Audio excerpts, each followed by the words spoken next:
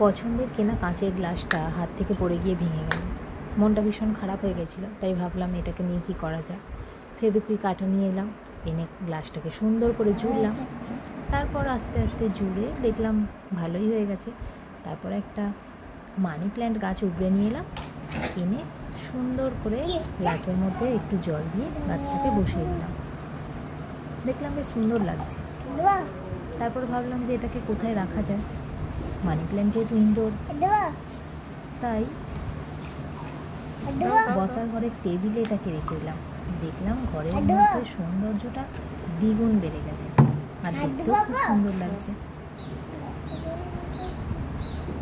তোমরাও যদি এরকম কাঁচের গ্লাস কিনে ফেলো, ফেলে না দিয়ে একটু কাজে লাগিয়ে নিতে পারো, সুন্দর লাগবে আর নষ্টও হবে না, মন খারাপও হবে না। ভালো লাগলে একটা লাইক করো।